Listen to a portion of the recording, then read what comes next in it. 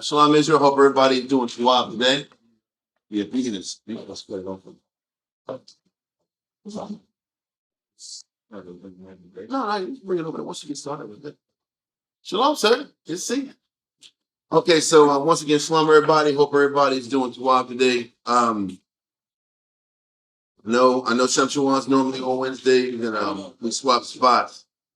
So once again, shout out Cabo Carpenter's congregation in Guatemala, Zaki SW Virginia, WhatsApp SW Houston, and Zion from SOW Rochester, New York. Hope everybody's doing solid, staying strong, and fighting the good fight. The topic or the title of the class today is The Road to Armageddon, Explained Part 4. The goal, I could do the rest of the ones. The goal would be to finish off this topic today if we can get through all the material. We want to get through at least as much of the current events scenarios as possible so we have a better idea of what's going on down the line. All of this is fluid, and all of this takes time for everything to kind of come to a crescendo.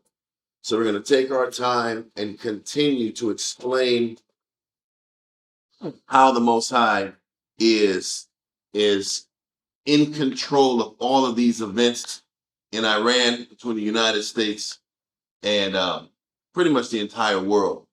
Because people want to we know the Most High said that the theater of war is in the Middle East region, specifically Iran, the Euphrates. We know that from all the previous classes. But what's unfolding are United States or Esau's motivations behind all of these wars. You know, Esau, if you ask Esau, he'll say, we're going to war with Iran because they've been publicly funding terror over 40 years. Yeah, start. That was the start. No, the first thing was the nuclear bomb. Yeah. These guys are a week away from creating nuclear weapon for 20, 30 plus years. Yeah. Then it was from there, for 47 years, they've been organizing terror. I don't know if you guys have heard this online. I don't know if you heard it either.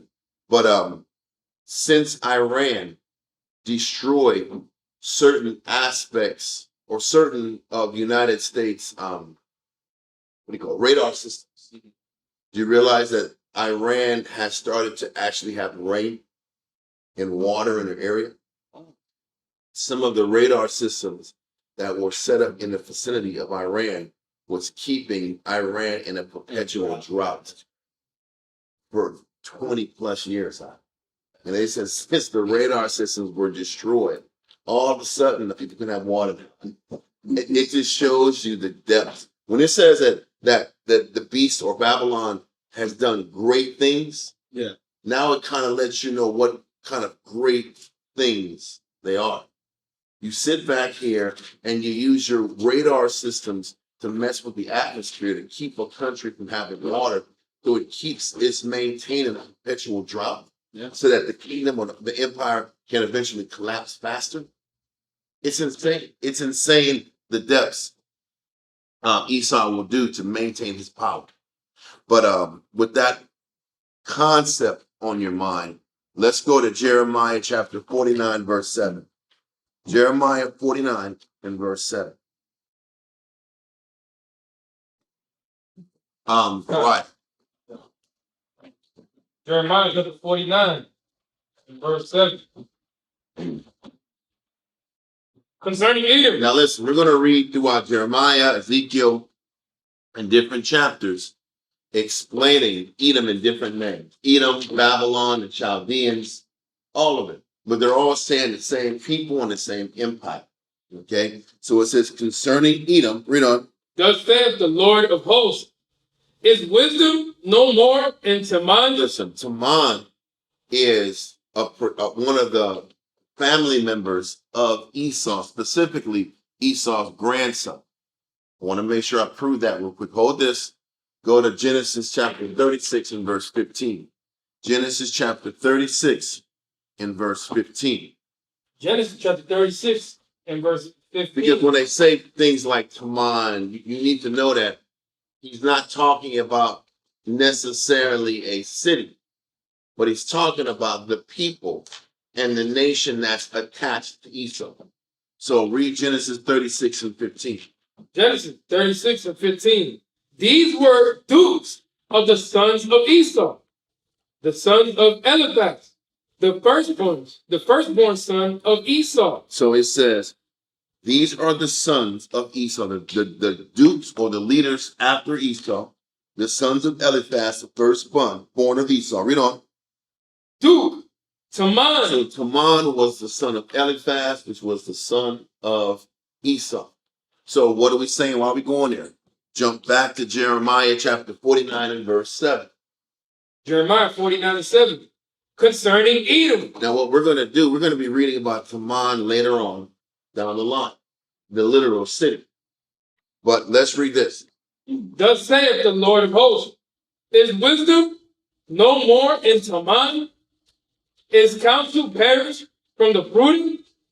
Is there wisdom vanished? What the Most High is saying, as we start getting to the end, the very end of the game, we're going to start realizing that all of Esau's tactics, his tariff system, his blockade systems, all of his master plan, four-dimensional chess type situations are going to stop working. What they don't tell you, and I'm going to need you guys to kind of bounce back and forth online. So check on your phones to check out the map is very important, because what people think that the United States war against Iran is just about the sovereignty of the Israelis to protect the Israelis and to settle scores the Israelis had for many years. It's not that simple. That is one of the underlying motivations to fight and to go deal and take out Iran. But there's a greater plan afoot. Look at the screen if you can. You'll see in the bottom left-hand corner, you'll see primary checkpoints, then you'll see secondary checkpoints. These checkpoints are referring to the canal systems that the United States is fighting and struggling for. This is an energy war. Now, for the last few years, we've been teaching in class about the petrodollar is starting to collapse, right? And we were talking about how Russia was sitting back here and gaining leverage around the world. And I remember a while ago when the Saudi Arabians were starting to sell petrol in Chinese yuan, everybody was going crazy. Oh man, this is the end of the petrodollar. Yeah. But it was the beginning of accelerated extreme moves to ensure that the United States maintains their petrodollar from a different perspective. When Trump came into power, when he came back into being the president, y'all remember what was the first thing he started doing? What was the first thing he was focusing on? Well, now listen, the deporting people was the domestic issue. I saw this poor little Caucasian woman saying, we don't have any workers to help us work anymore. What do we do? Oh, I offered 7 jobs on whatever list they have out there, and nobody's biting. Nobody's working as hard as the immigrant. What am I going to do? I can't do all this slave labor. I mean, it's work on my own. Anyway, that's on the side note. That was a domestic scenario. But in a foreign policy scenario, you remember the first thing they started doing? Anyway. The first thing that the Trump administration. What was the first thing that Trump started really pushing? Oh, it was the tariff. I think it was before the tariffs. It was before the tariffs. It was before the tariffs. He reclaimed the Panama Canal. Sure did. That was the first move. He reclaimed the Panama Canal and kicked out the Chinese. That was number one. So what did they first do? They first locked down the canal that where China and the rest of the world bring all their oil tankers and all their shipments through. They locked that down first. Yeah, which was the Greenland comes. But then Greenland came after that about controlling Greenland. People think it was just about the oil. It wasn't just about the oil. It was the ports in Greenland also. Because the United States, well, Russia and China used the ports that went through Greenland on a consistent basis. That's how what they did is they were using the Greenland ports to circumvent the Panama Canal shutoff. That's why they wanted Greenland so much. It was next Greenland. After Greenland was talked about and discussed, and I'm pretty sure they're going to get it eventually, then all of a sudden we're down in the Middle East again. So now we're here dealing with the Strait of Hormuz. And that Strait of Hormuz is the next checkpoint where all the energy, the LNG, the oil, and all of the petroleum products run through to sustain the world. So what the United States is doing, their plan is to control all the straits or the Navy checkpoints all around the world to stranglehold and break China and eventually surround Russia and break them. This is still geopolitics 101, and the Most High is allowing this to happen. But Jeremiah 49:7 explains to us that eventually all of these plans are going to work. All of these strategies are going to eventually fail. But before they can fail, we have to kind of see it for what it is. Have you guys also seen the news lately? The United States is in talks with Indonesia to send ammunition plants to start giving money and business opportunities to the people, the great people of Indonesia. Why do they give a damn about the great people of Indonesia, you ask? Let's look on the pictures. The people of Indonesia control the Strait of Malacca. The Strait of Malacca is what's used as a choke point to get all of China's ships got to go through there to continue their trade. So if they lock down the Strait of Malacca, they control and they box out China. They already have China boxed out of the Panama Canal.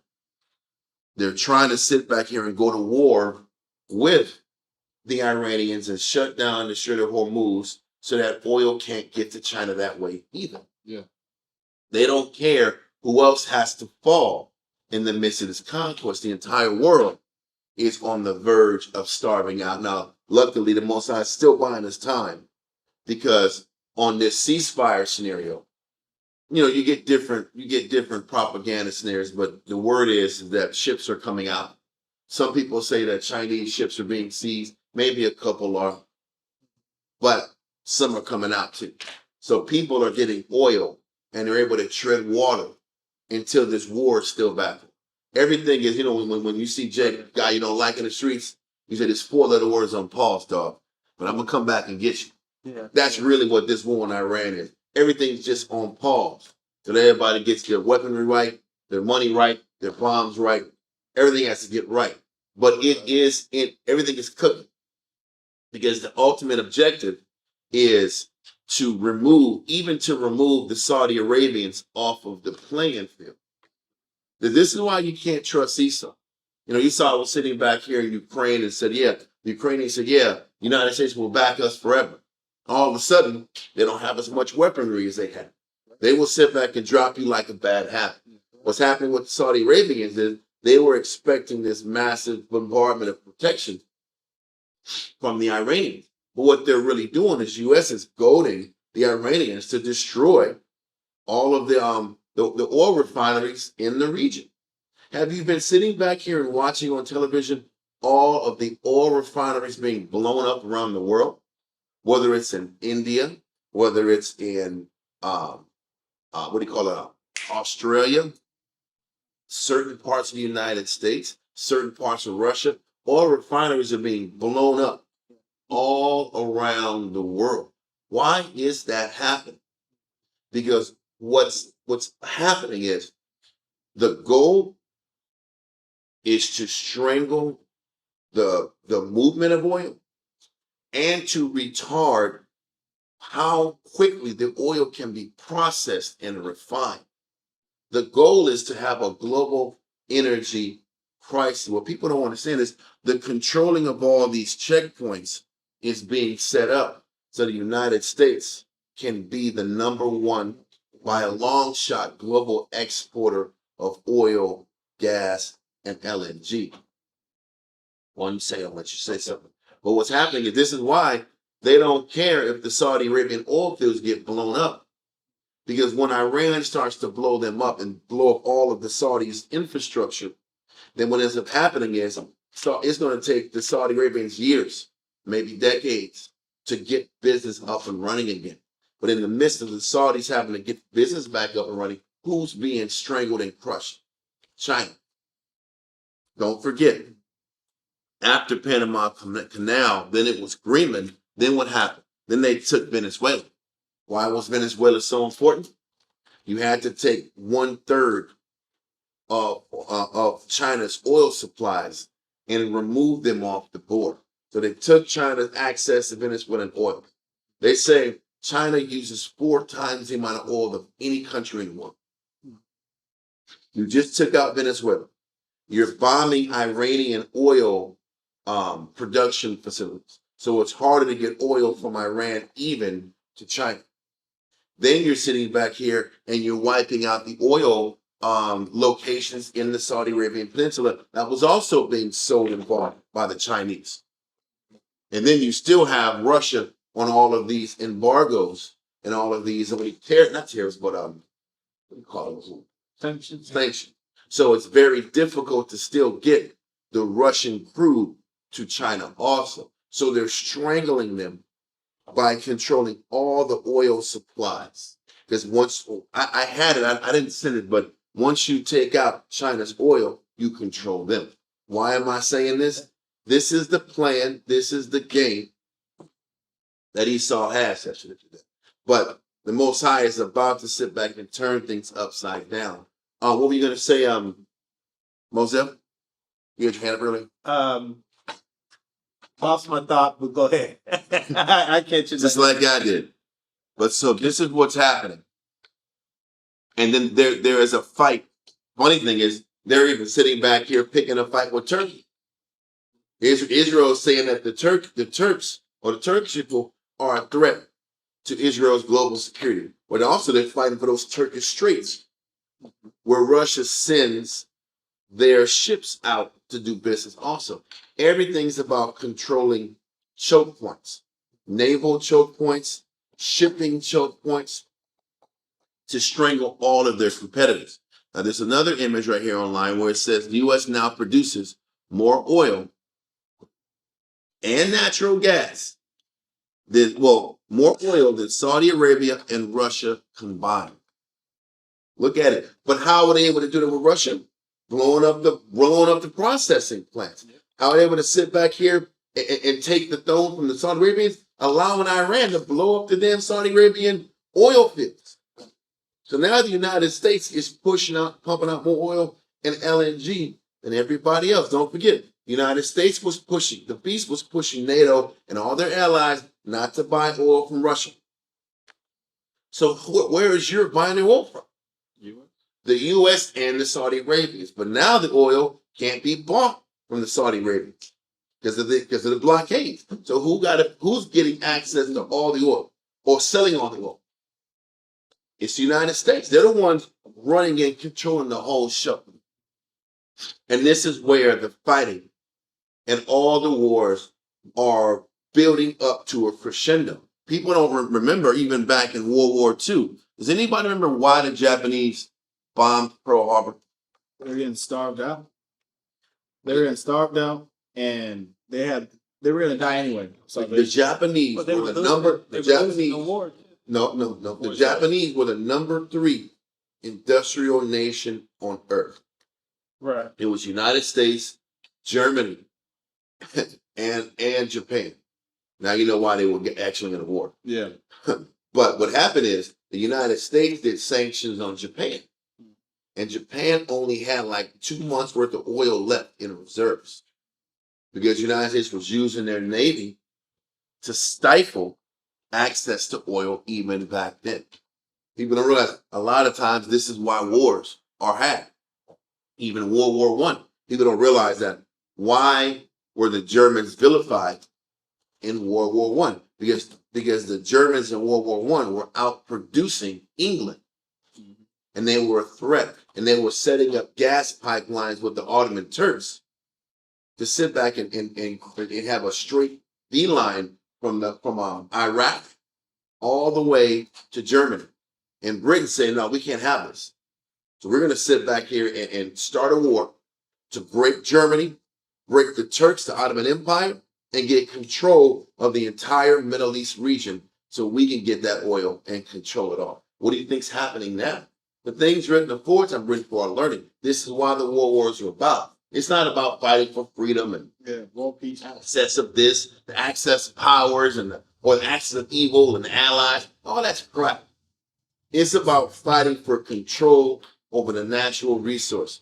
And this is what's happening now. The U.S. is trying to maintain their stranglehold on the dollar while maintaining the petrodollar. Because they know if they can't maintain the petrodollar, the United States dollar will crumble. So in order to do that, screw the Saudis. We're going to rule the seas and control with our navy.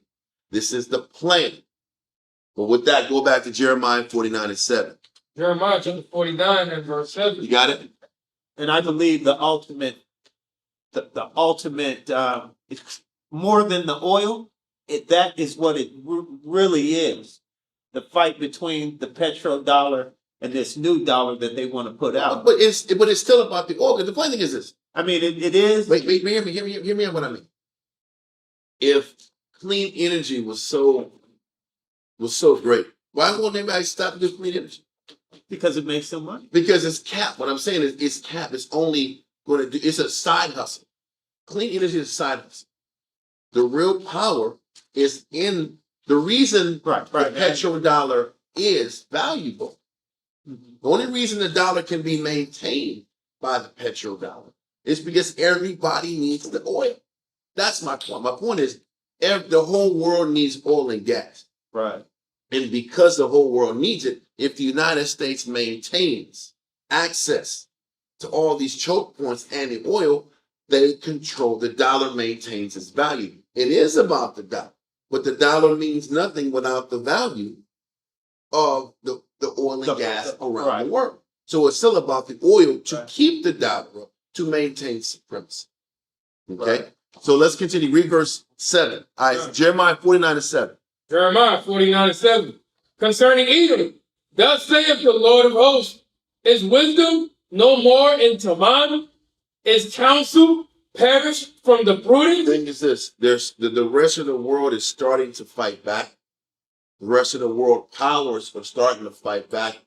Before, the nations that had no power would just bow down and give in. But it's not happening like that anymore. Iran doesn't really give a damn if they get bombed. They're going to sit back here. I heard that even the Ayatollah's son was killed. I heard even the son was killed. He was badly injured, got sent to a hospital, I think in Russia, and they couldn't sustain him. They just didn't announce it. Right. Point is, there's a possibility he said, but it don't even matter. All they're doing is just keep doubling down. They're not stopping. So once again, the whole idea, the blockade's only going to work for so long. They're going to have to put troops on the ground while the war is still coming. But all of the methodologies aren't working anymore.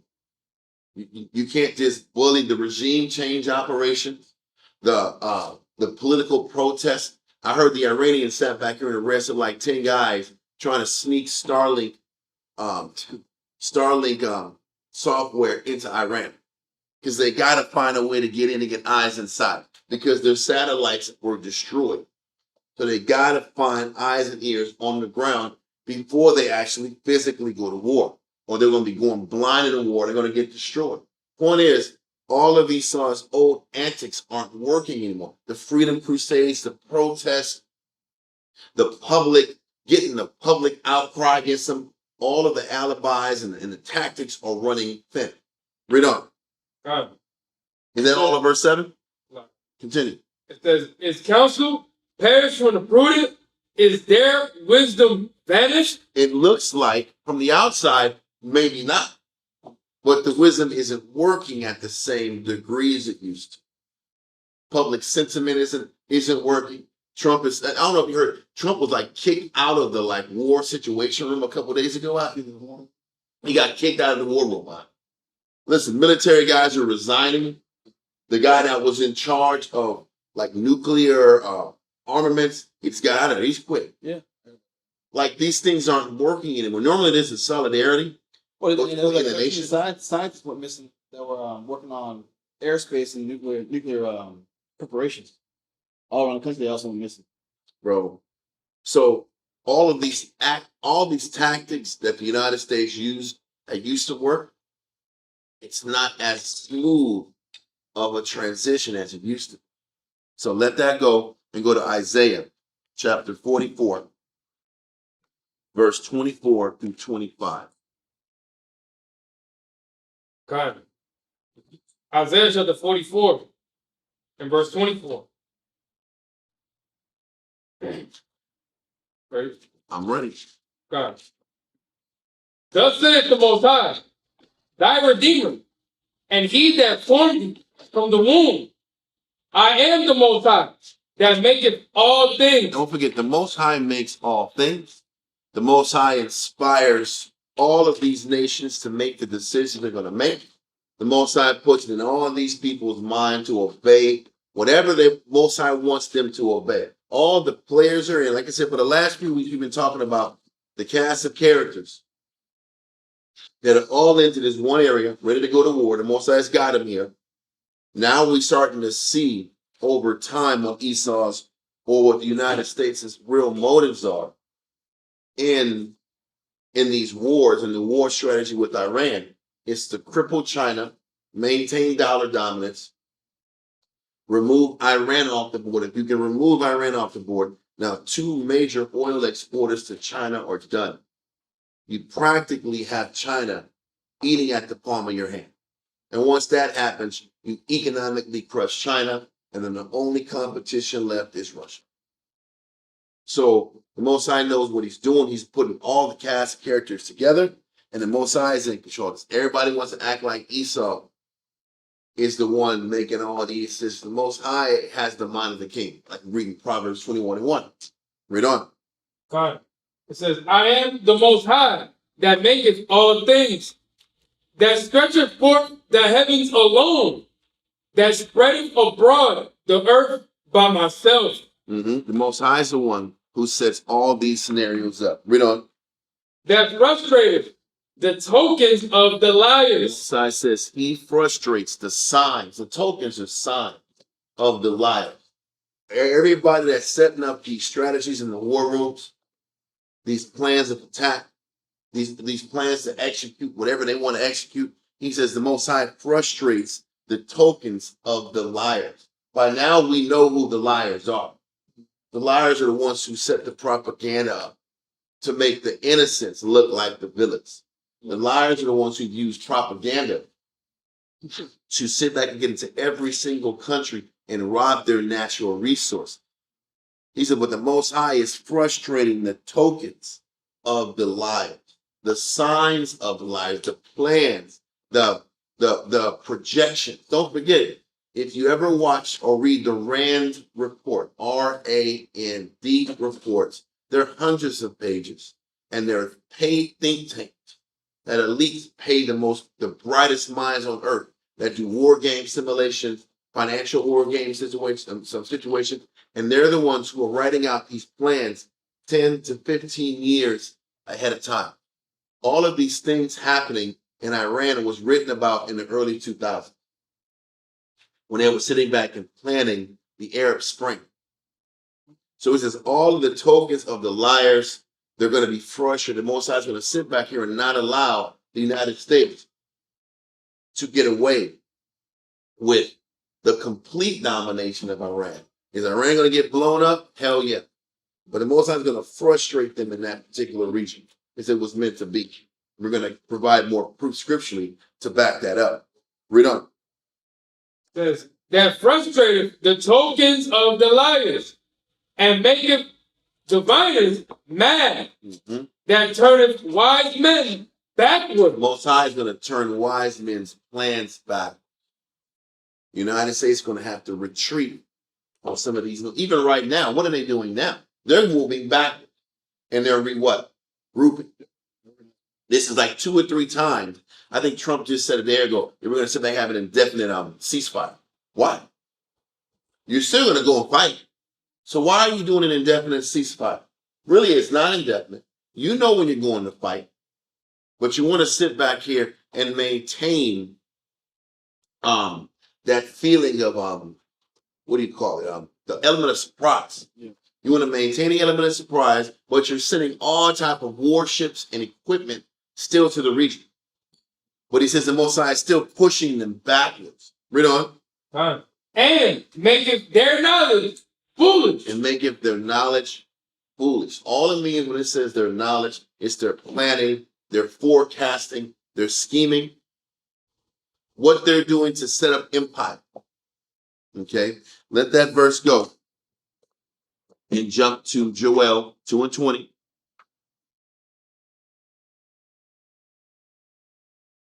Joel chapter 2 and verse 20.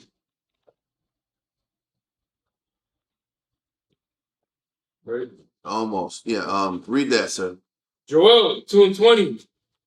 But I will remove far off from you the northern army. So the Mosiah is still saying he's going to remove the northern army. Where? And will drive him into a land barren and desolate. So listen, we've been reading about this over the few weeks, so I don't want to sit back and do too much focus on it. But the Most High, this is prophesied in Joel. The Most High was going to send the United States into a barren and desolate land. If the Middle East is not barren and desolate, I don't know what is. Read on. God. It says, but I will remove far off from you the northern army, and will drive him into a land barren and desolate, with his face toward the east sea. East sea is talking about Japan. The theater of war is in the Middle East, but the people involved go as far as Japan. Read on. And his hinder part toward the utmost sea. To the utmost sea is the Mediterranean Sea. So the people in the theater of war literally is from Turkey, Lebanon, all the way to Japan. That's the theater of war. That's everybody engaged. From Russia up north, all the way down through China. Okay? Continue.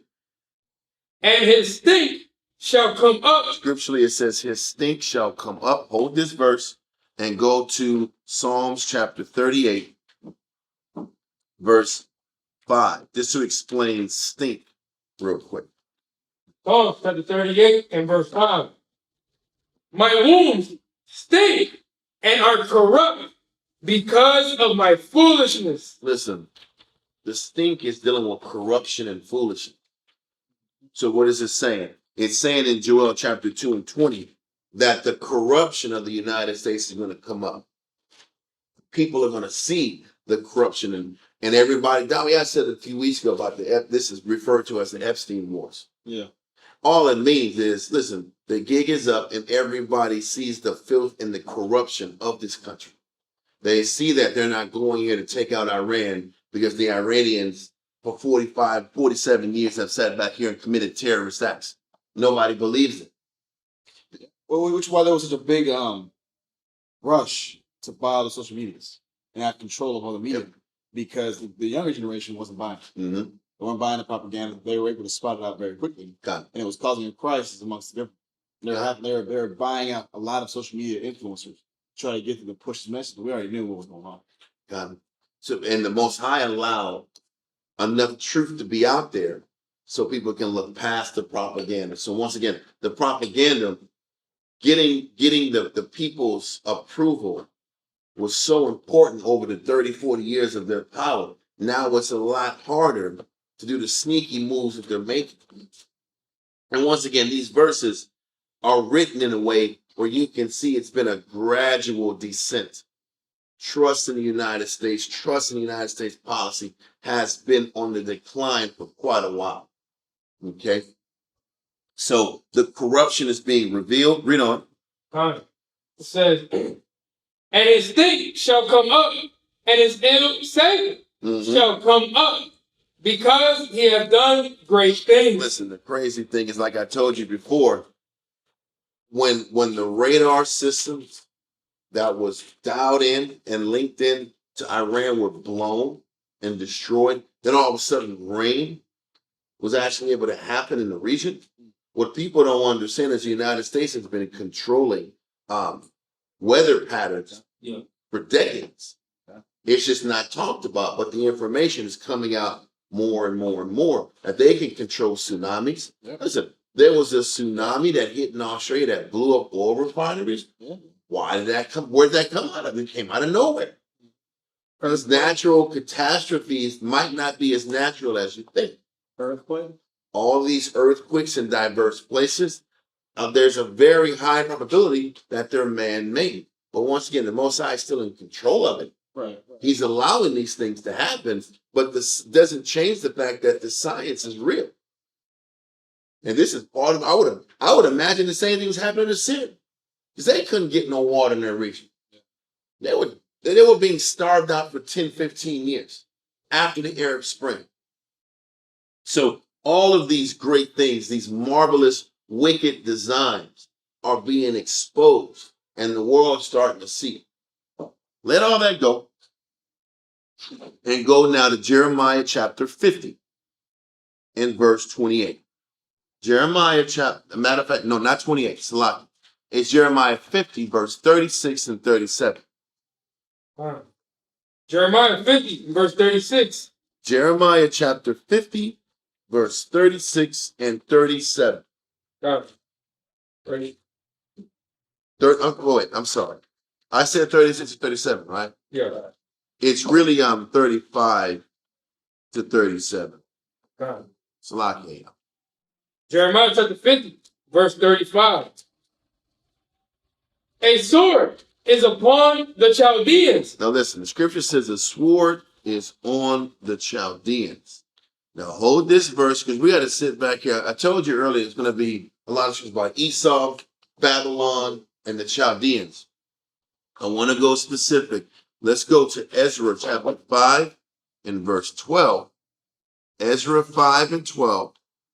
So we can get a better, clear understanding of who the Chaldeans are in relations in the past and the future. Ezra 5 and 12. Ezra chapter 5 and verse 12. It says, but after that, our fathers have provoked the power of heaven unto wrath. So this is Ezra saying that we pissed the Most High off, and the way the Most High requited our sin back to us was what? Unto wrath. He gave them into the hands of Nebuchadnezzar, the king of Babylon. He says Nebuchadnezzar came into power and ruled Babylon, and at this particular time, this Babylonian empire was referred to as the Neo-Babylonian Empire. That was around they came into power before 586 BC, but we got taken out in 586 BC. But this was the Neo-Babylonian Empire. Read on. Says the Chaldeans. So Nebuchadnezzar was the king of Babylon, and he was Chaldean. So if he was Chaldean, who was his son? After him. And after him and after him. So Nebuchadnezzar was a Chaldean. Chaldeans were a particular group of people that came out of the Babylonian Empire. The Chaldeans were a group of people. You had Babylonians and you had Chaldeans. Chaldeans were different from Babylonians. People don't realize the Chaldeans actually come from the Shemitic line. They don't tell you that. But they were a different family that reigned in Babylon. Okay, read on. It says, who destroyed this house and carried the people away into Babylon. So specifically, the Chaldeans were the what? One word. Starts with an E. Second letter with an L. Third letter with an I. Fourth with a T. Elite? Thank you. The Chaldeans were the elites. That's another. Y'all would have lost. Y'all would have out of here. Elite. So is this Ezra? What scripture is it? We on Ezra 5 and 12. First Ezra? No, just Ezra. Oh, in the Ezra. Bible. Oh, Ezra in the Bible. right.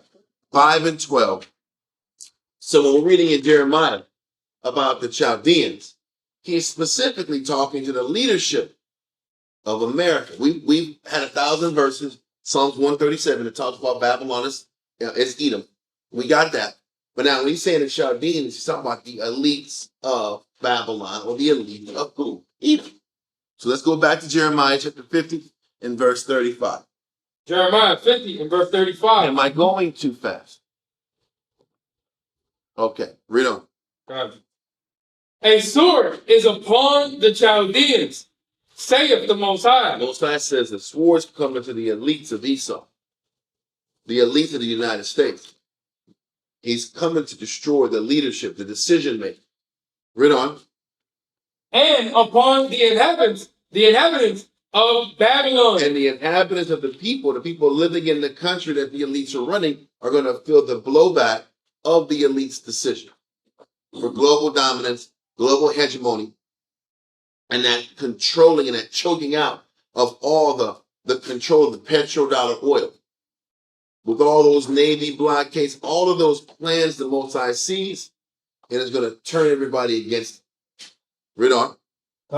It says, and upon her princes, and upon her wise men. Princes are talking about who? It's the leaders. It's the leaders that support the head. And then it says, and upon the wise men, it's all the heads of your think tanks, all the minds that have figured out ways to project power all around the world. So what's that doing? Read on. Verse 36. A sword is upon the liars. The scripture says the sword is upon the liars. Read on. And they shall dote. A sword is upon her mighty men. He says, and they shall dote. To dote, there's many definitions, but it says to dote is to be delirious. And he says the U.S. is delirious in their one-way thinking. They're delirious to think that these extreme moves are going to work. They're delirious to think that all of these plans of continuously controlling the world, the world's hegemony, they're delirious to think that these plans aren't going to bring any blowback.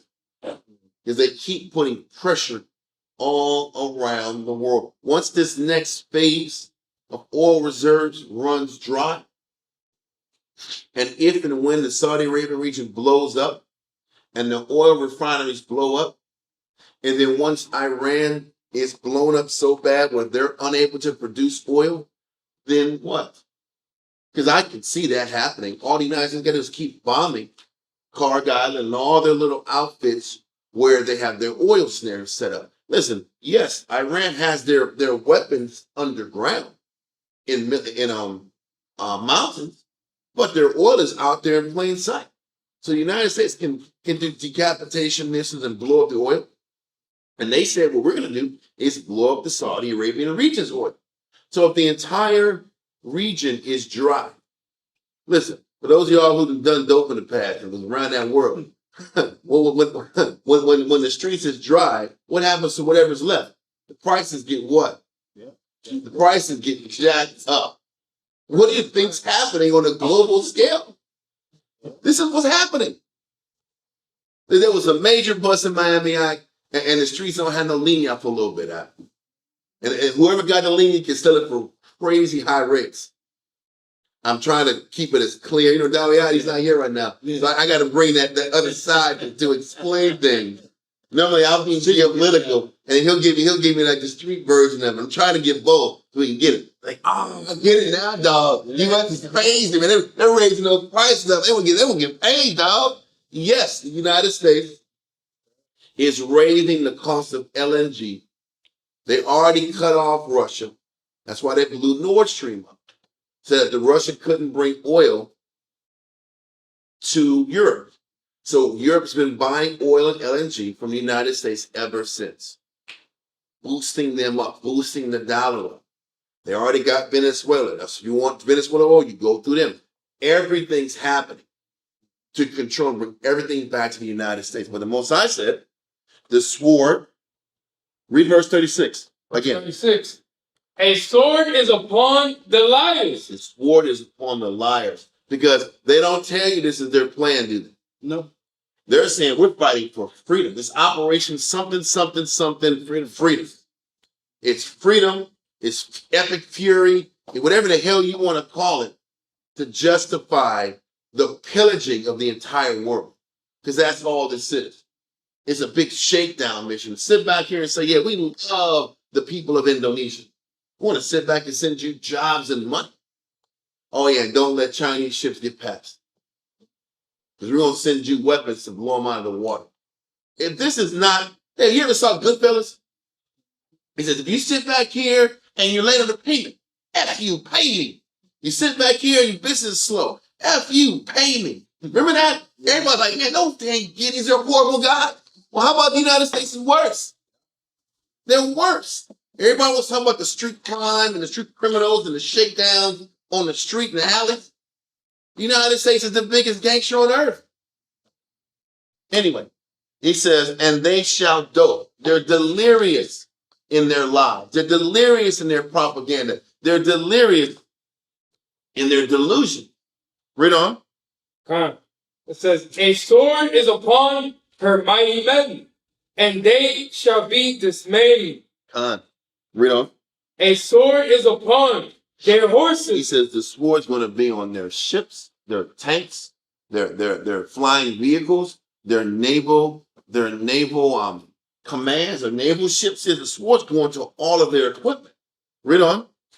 And upon their chariots, and upon all the mingled people that are in the midst of her. Crazy. Staying on top of that, all the mingled nations, all the allies of the United States, their weaponry is going to be on the chopping block.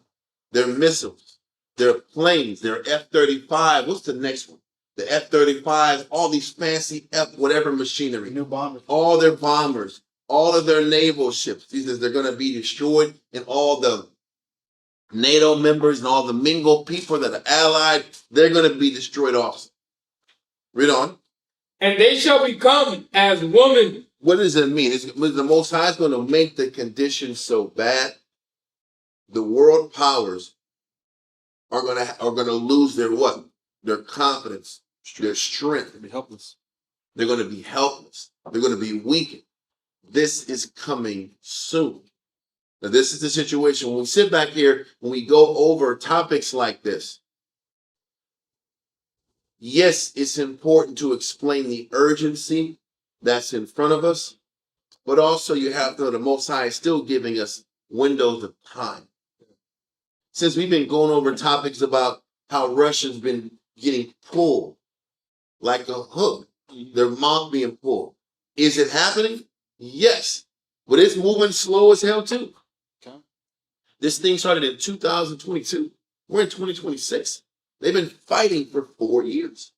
Now, you see online, there's another spring offensive. I'm like, can this guy just go and destroy Kiev? I can call it a day. It was 2020. This 2020 was when they were giving out the Super Bowl tickets.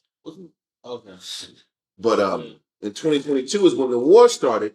I understand what's in Putin's mind, because there's slight escalations happening to this day. I'm not going into that, but it doesn't matter how much land you cover and take. They're going to keep bringing more military weapons anyway.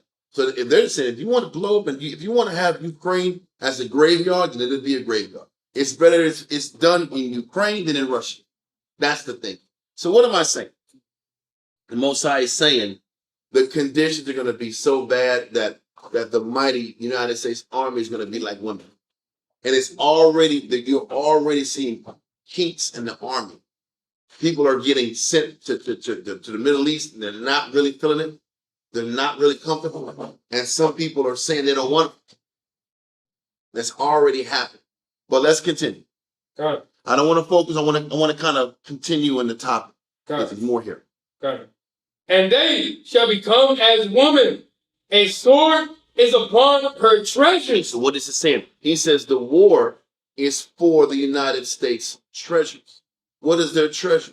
What is their value? It's in their oil. It's in their commerce. It's in their trade. It's in their business. They're fighting to maintain their financial supremacy over the earth. And he says the sword's going to be going to what they value most. And that's why you're going to start seeing the fighting is going to ramp up and it's going to hit their pocketbook. What people don't understand is that eventually it's going to come here and hit us. I don't know the degree, and I doubt it's going to be as bad as Europe and the rest of the world, but it's coming here. And we have to be vigilant and ready. Read on. And they shall be robbed. He says they shall be robbed. The ones that have been doing the robbing will get robbed. So eventually the tide's going to turn. And the United States is not going to have all the control that they say that they have. Okay, and the plans aren't going to work the way they want. Now, let's start ramping up on some of the prophecy. We're going to go into how the Most High is going to really escalate this war. Amos chapter 5, verse 18 through 20. Amos chapter 5, verse 18 through 20. You might want to get your screens up because you need to see the pictures that I'm about to show you. God. Read that, Amos 5 and 18. Amos chapter 5 and verse 18. Woe unto you that desire the day of the Most High. Mm-hmm. To what end is it for you? Okay. The day of the Most High is darkness and not light. So verse 18 is obviously giving us, prefacing us, so we can have an idea of what's about to happen at the end of time. So this is an end of time prophecy, right? Read on. God. As if a man. Stop. So he's saying in this day of the Lord, at this period and time of the end, one would be able to express that you're close to the end as what? Read on. Don't forget it. Scripturally, when you read the Bible, when it comes to prophecy, prophecy is always explained on a geopolitical level, not individual, geopolitical. So geopolitically, how is the end of the world going to look? Read verse 19. As if a man did flee from a lion. So what he's saying is, before we get into the rest of the bear and all that other stuff, he says there's going to be what with this lion? There's going to be failure in engaging with this lion. He says there's going to be a fleeing from the lion. Now, we have been reading and taught for years that the lion is referring to the lions of Arabia, the people of Arabia. But when you do further research, that lion is also talking about the lions of Iran. And I want to show you pictures that show the motif. The motif means a symbol. Symbols of the Iranian people. You said, now, I didn't live in Iran, so I didn't know this until I started doing research. But the Iranian symbol is that of the lion and the sword. So he's saying prophetically that you're close to the day of the Lord when the United States is fleeing from Iran. And that's how you know you're getting even closer. Why are we going through all this long, drawn-out class? And it kind of may be a drawn-out snare because this is important.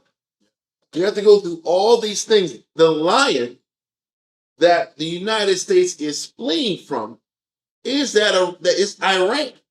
So this is going to be the turning point of the United States dominance on earth. I'm not saying it's going to happen today or in a week or in a month, but the war that's being engaged here is going to end up in the United States backing away. I want to show a few more pictures of Iran and this lion. Here's another one. This is an even older one, so y'all know I'm not capping. Yeah. You know that damn arch sword and that woman in the background? This is a Persian image, a Persian mosaic or Persian painting on some type of pottery of some sort. So this is a Persian lion from Iran, another of that symbolic lion. That's the symbol or motif of the Iranian Empire. Okay, here's another older, less talented picture. Looks like a damn dog, but it's their version of a lion, and it's still in that Iranian image. Okay, and I would imagine this one is more of a somebody made it, whatever. But it's still an updated version with that sun in the background and that lion and that sword. And obviously, make Iran great again. It's an attack against the United States. I don't care about all that. All I'm trying to show you is that read verse 19. Verse 19. It says, as if a man did flee from a lion. So he says, what he's letting us know is that there's going to be a failure in the Middle East. He says you're actually going to be fleeing from this lion, and fleeing from this region. And if we know that the lion is referring to Iran, it makes a whole lot of sense then. So whatever the hell's going on, I'm not here to quantify how much death and destruction. And like Pete Heck said, talk about this fury, and we're gonna be relentless on them. I can't quantify how much bombing is gonna happen in Iran, but I do know scripturally, the United States is gonna be backing out of this, backing and fleeing. There's gonna be whatever missions are being planned. There's not gonna work out like we've just been talking about since Jeremiah 49:7. Continue. And a bear met him. But scripturally, prophetically, is saying after there is failure in the Middle East, then the bear is going to meet them. And we know scripturally that the bear is the last Edomite empire on earth. I'm just going to show you a picture of the bear. This is the bear. Okay. You can see it on the sword. This is an old WW2 picture. And it's saying that as soon as we sit back, the United States backs away from a failed expedition against Iran, that they're going to sit back here and be met by the Russian bear. Now, listen, there might be a couple more years in between the failure of the United States in Iran and them sitting back here and going into conflict with China. Or it can happen in a few months. I don't know. But this is the sequence to be conscious of as we're looking down the line. Okay? Read on. Or went into the house. Or went into their house, their home. They got away, at least temporarily. Read on. And leaned his hand on the wall, and a serpent bit him. Now you sit back and look at this same picture. This is not me making this up. Look at what China is represented by. It's a big serpent. Now, if you sit back here and look at different histories, they'll sit back and say that China's symbology or their symbols is the dragon. That's what people will say. But they're really, if you go further back into their history, their symbolism was not the dragon, it was always the snake. Let me show you another picture. Tie that in. This is an old picture symbolizing the Chinese, and you'll see a snake or the little dragon. The little dragon. It was never this humongous dragon where you see the year of the dragon and they had these big old dragons. That was not what they were known for. They were known for being the serpent, the snake. And this snake biting them is the Chinese, finally China raising up and defending themselves. Because you sit back here and you constantly see all the United States policy It's all wired and set up to corner China and destroy them. Eventually, and Russia. China and Russia are going to have to sit back here eventually and make a move. All of these individuals in verse 19 are all allies. They're all allies. They're all allies. They're all united, and they're all being targeted by the United States. So it makes even more sense that the lion of Iran and the bear of Russia and the serpent of China are going to raise up and retaliate as the United States is running or fleeing from a failed expedition against Iran. Okay? Read on. 20. Shall not the day of the Most High be darkness and not light, even very dark, and no brightness in it? So the Most High is saying, this place is going to get worse and worse and worse. It's going to get worse before it gets better. Let's go real quick. Now we're going to start ramping up a little bit more about Iran and this war. And like I said, this is our last Iran thing, but there was some points I had to hit before we stop on this topic. Isaiah 13, verse 17 and 18.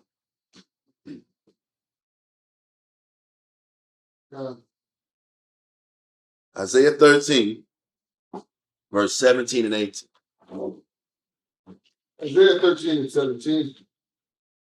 Behold, I will stir up the Medes against them. Most High said he's going to stir up the Medes against the United States and their allies. Now we know the land of Media. I'm trying to find a decent image. If you sit back here and look at this map gives you Carmania, which is at the bottom near the Gulf, the Strait of Hormuz, and you'll see Media, top left-hand corner, right to the southwest of the Caspian Sea.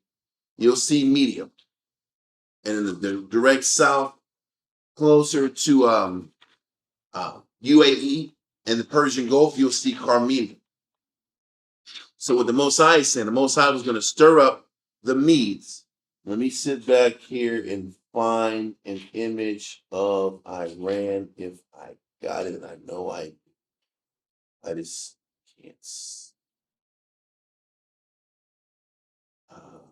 Anyway, Iran, or to be specific, Tehran is where ancient Media is. I just can't find the picture.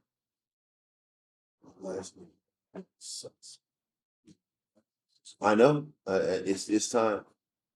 I tried to count for a long enough time. No, I don't need. Listen, that's gonna be 5 when I get it. It's gonna be 5. Can't tell me nothing.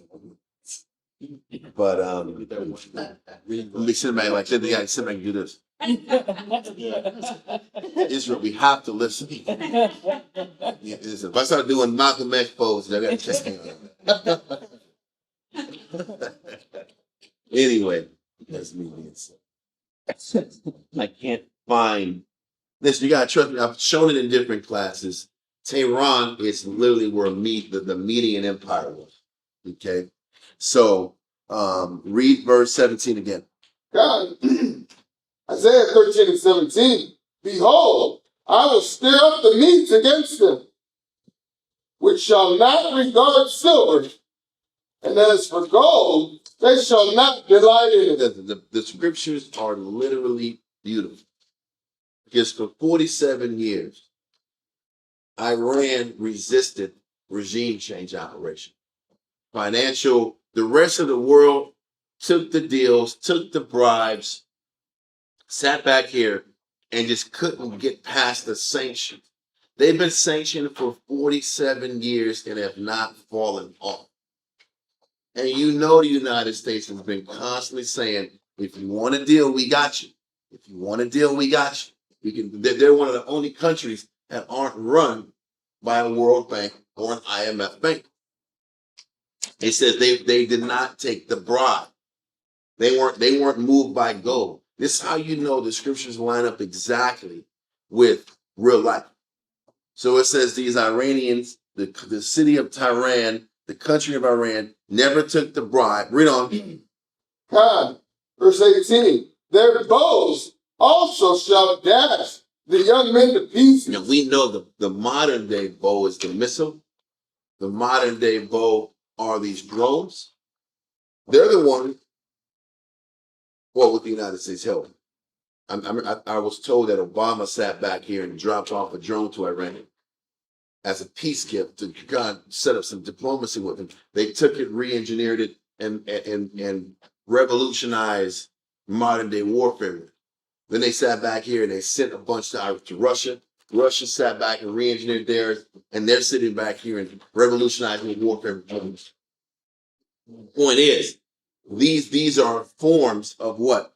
Of their weaponry, their arsenal, their bows, and their underground weapons, their underground missiles, their missiles that are set up in these mountain silos. It's not going to be this boom, boom, boom situation for the U.S. where everything's going to be easy. There's going to be a lot of bloodshed on both sides. So bad that the U.S. is going to have to retreat. That's what Amos 5:19 says. So let that go. And we're going to go now to Jeremiah. Now we're going to start ramping up on some prophetic stuff. Jeremiah 51, verse 27 through 29. Jeremiah chapter 51. Jeremiah 51. Verse 27. Man, should I got this right? Yeah, Jeremiah 51, verse 27 through 29. This is still talking about Iran and other partners that's going to be involved with Iran as things escalate. Jeremiah 51, verse 27. Set ye up a standard in the land, blow the trumpet among the nations. Prepare the nations against her. Call together against her the kingdoms of Ararat. So he says, call together the kingdoms against Babylon. So Jeremiah 50 and 51 are dealing with Babylon. So he's still saying these are kingdoms that are also going to be built up against the United States. He says the kingdoms of Ararat, Many. Read on. And Ashkenaz. So let's get the first one, Ararat. Ararat. There it is. Ararat is Eastern Turkey. Okay. Now, Ezekiel 38 also talks about Turkey being a major part in unison with Gog and Magog, which is Russia. So Turkey is Mount Ararat. They're going to be involved with Iran when this thing really ramps up further. Okay, read on. Many. No, and Ashkenaz. Let's do Ashkenaz. Ashkenaz is also dealing with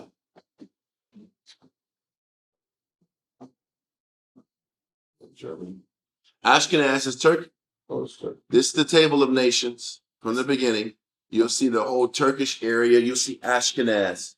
That's not really the people of the Jews, the Jewish people? No, it's not. It's not the Ashkenazis. No, this is the region. Oh, When you sit back and read these areas, it's just talking about the regions of this location. And the ancient region of Ashkenaz is modern day Turkey. Hence kingdoms. Well, yeah, you could say eventually kingdom, but it's the landmass. It's the landmass that doesn't change. And that landmass of Ashkenaz is Turkey. Okay, not Ashkenazi Jew that was in between the Black and Caspian Sea near the Caucasus Mountains. Because you had your Sephardic Jews and your Ashkenazi Jews, not confirmed by Ashkenaz is the landmass, it's Turkey. So Ararat is Eastern Turkey, Ashkenaz is Western Turkey. It's still Turkey. So he's telling you prophetically that Turkey is going to be in line with Iran. And then we had many, right?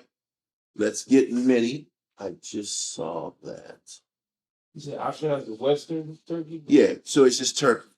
When you sit back here and see many is right next to the Caspian Sea. It's online. It's to the west of the Caspian Sea, and it's literally right above Iraq. It's north of Iraq, west of the Caspian Sea. And you'll see it in the map. Now, I'm going to switch in a second to a modern map so we can figure out where this is. So if Mini's right above Iran into the west of the Caspian Sea, then that's Azerbaijan. Because you'll see the Caspian Sea on this picture right here. The Caspian Sea is to the east of that Azerbaijan region. And we just saw Iran is right to the south of Azerbaijan. Now, the only country in the middle is Armenia. And Armenia is West friendly. Israeli friendly. It's crazy. Because historically, the Azerbaijanis and the Turkish people are united. They've been allies for a long period of time. So it makes sense that the Minis and the Ashkenazis were going to be in unison with Iran, and Iran is their southernmost border. So once again, the scriptures don't lie, the prophecy doesn't lie, and he's saying along with Iran being these Medes, you're going to also have Turkey and Azerbaijan. Let's go and prove the Medes again, verse 28. Verse 28. No matter of fact, keep going. All we read to was Ararat, Mini, and Ashkenaz. Yeah. Okay. It says, appoint a captain against her. Cause the horses to come up as the rough caterpillar. Listen, I know this is kind of dense information, but this is the only way you learn is by taking the time, slowing things down, and explaining the points. Okay? So he's saying all these countries, these regions, Turkey, Azerbaijan, Iran, coming together. Read on. Prepare against her the nations with the kings of the Medes. He said, prepare against Babylon with the kings of the Medes. He's telling you how this war is going to go down. He's telling you who are the players that are fighting with Iran in this situation. The Medes is Tehran. Mini is Azerbaijan. Ararat and Ashkenaz is Turkey. So these are the people you're conscious of in the midst of watching the news, in the midst of watching how this thing goes down. It's important that we figure that we're conscious of these things as we're studying, as we're learning, as we're watching the news. Yes, correct. Azerbaijan, is that Edomites? Or? They're Edomites. So a lot of the Turkish people. They're Edomites, but they're Muslim. Are they still from the Japhetic line? They're Edomites. You don't want to get confused with Japhet. Japhet aren't Edomites. Okay. They're Edomites. They're Edomites that were conquered Muslim, like the whole region was. Just keep in mind, Turkey, Azerbaijan, Iran. These are the players that are going to get sucked into this war also. Okay. Let that go. Now we're going to go back to 2nd Ezra 15.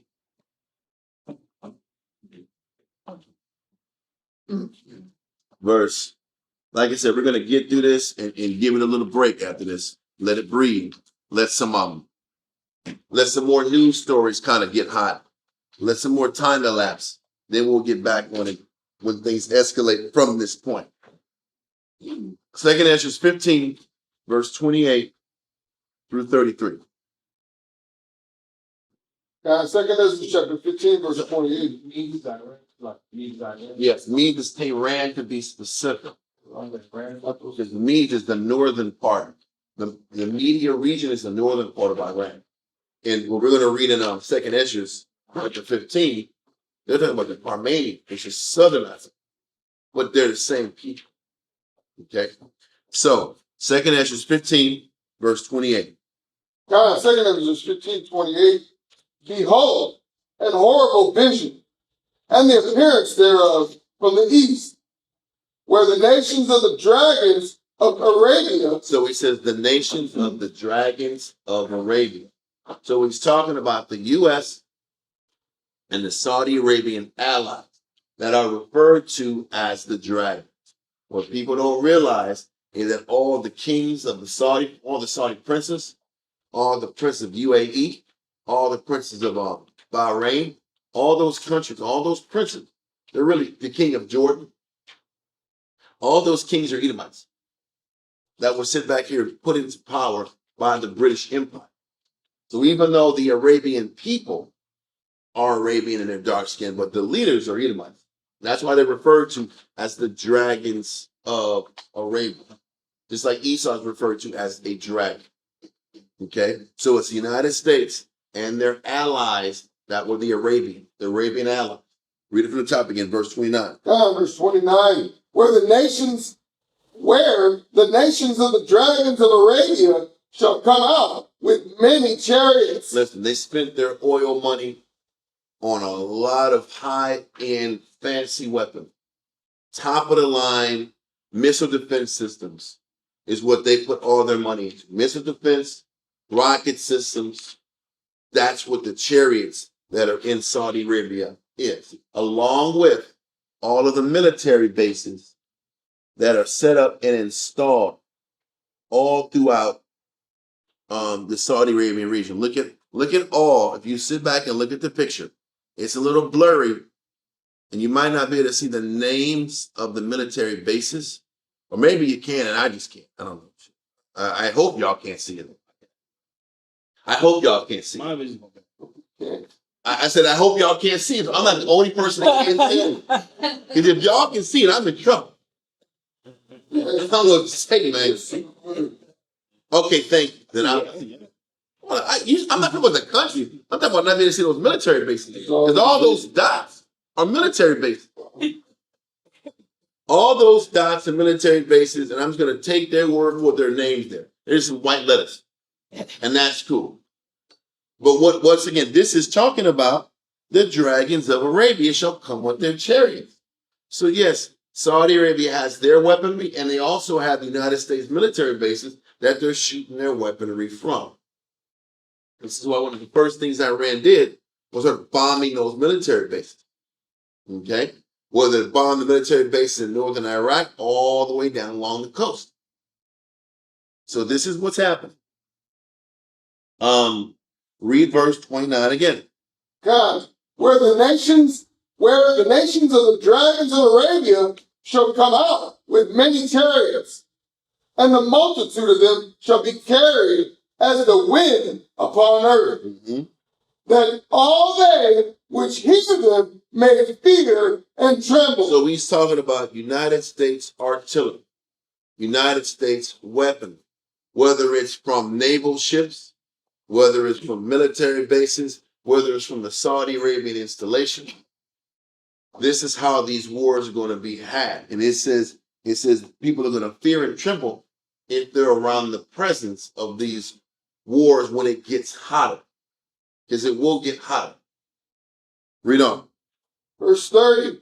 Also the Carmanians raging in wrath. Now we have to sit back here and quickly go back and explain those Carmanians, because the Carmanians, obviously now we've been listening for a little while. The Carmanians are dealing with the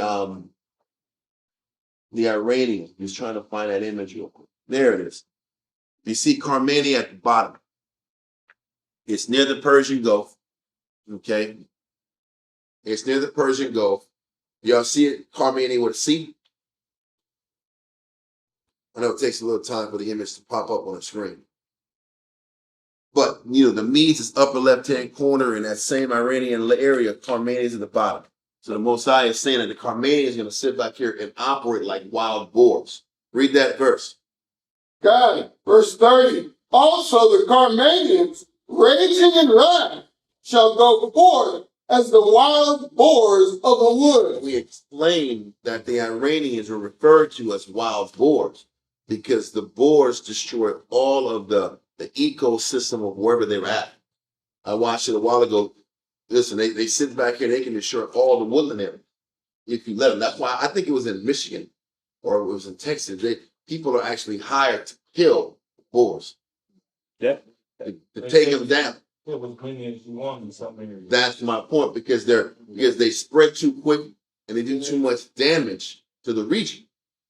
But the Most High is saying Iran is doing damage to the region also, because they're not going to be bought out. They're not going to sell out. So these Iranians are going to sit back and just keep wrecking shop and making everybody's life uncomfortable. They can complain all they want, but these blockades, not the blockades, but the closing up of the strait is putting everybody in economic bonds.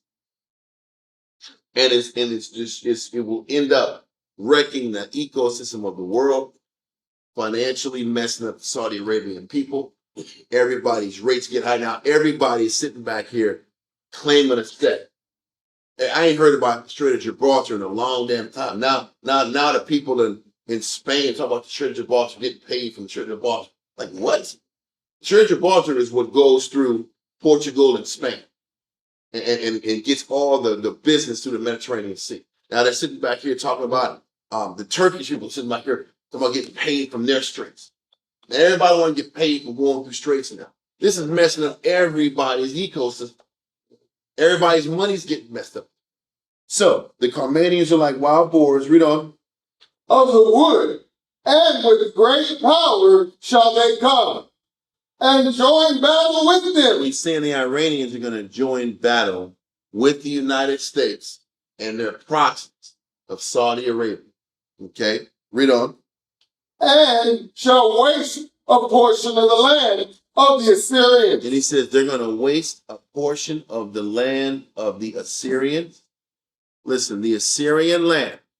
I don't want to sit back here and get too deep with it. You see on this map again that not the Saudi Arabian red, but the red directly above the Saudi Arabian red is Iraq.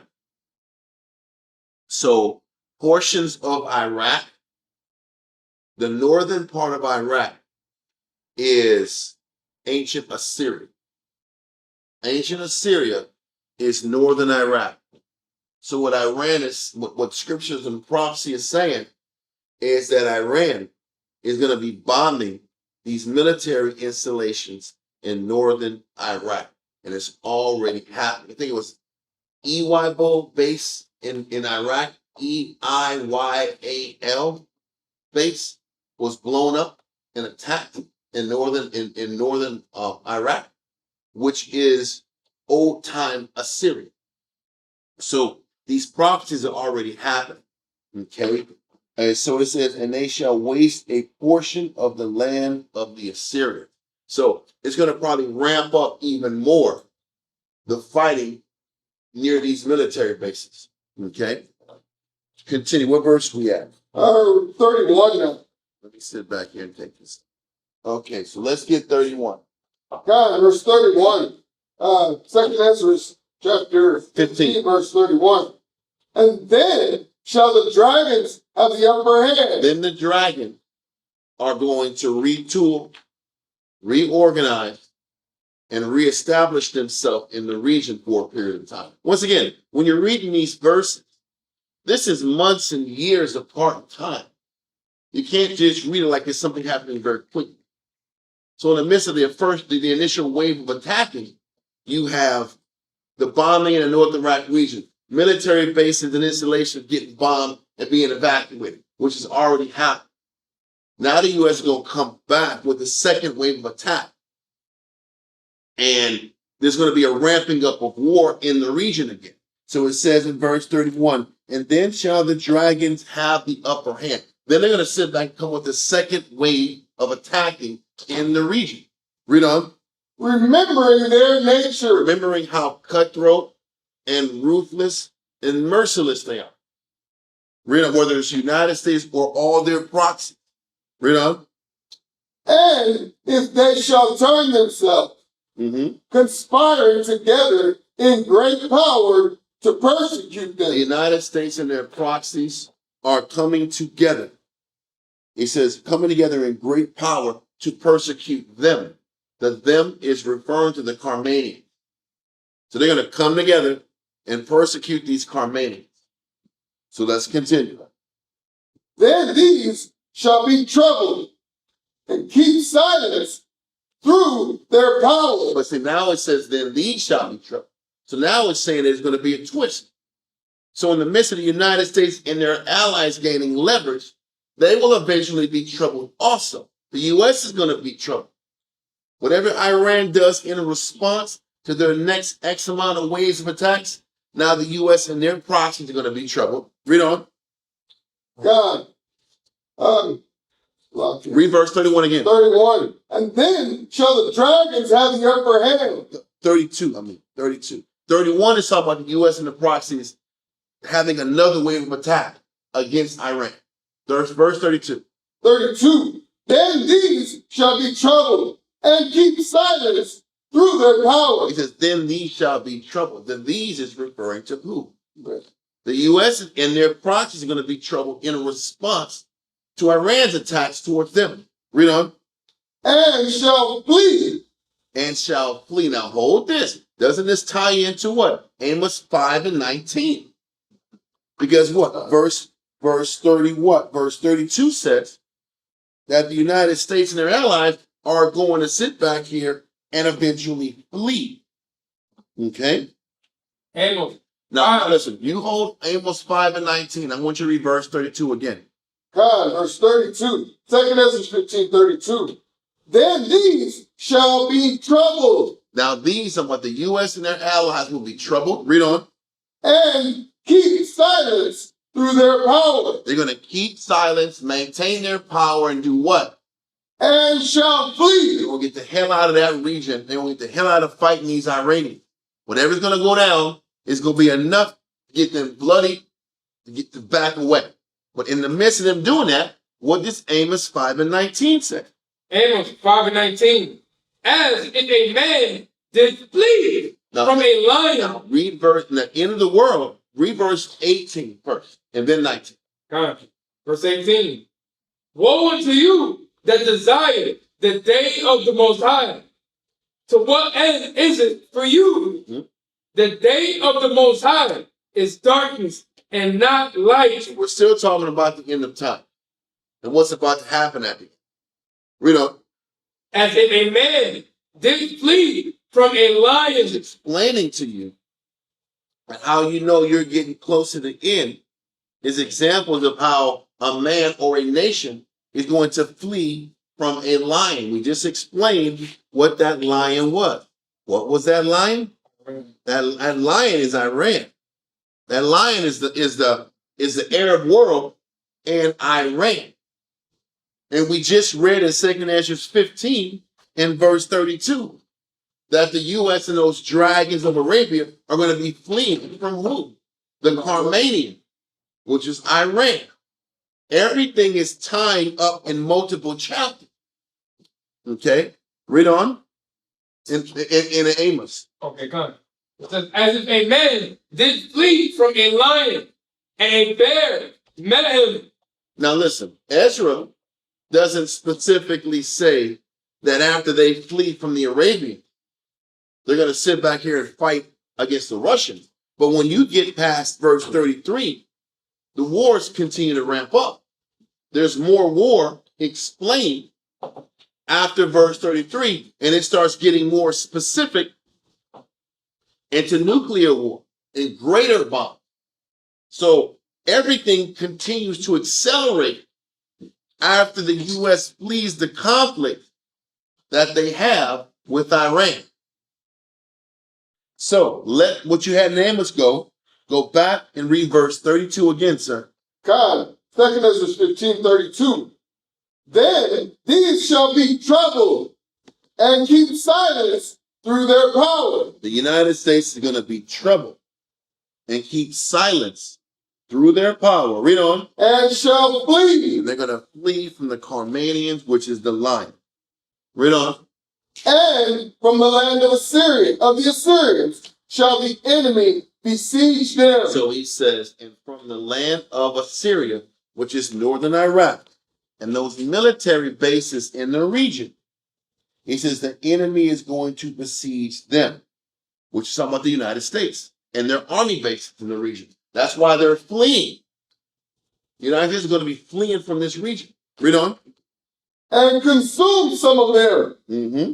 And in their host shall be fear and dread, and strife among their And kings. strife amongst the kings of the dragons of Arabia.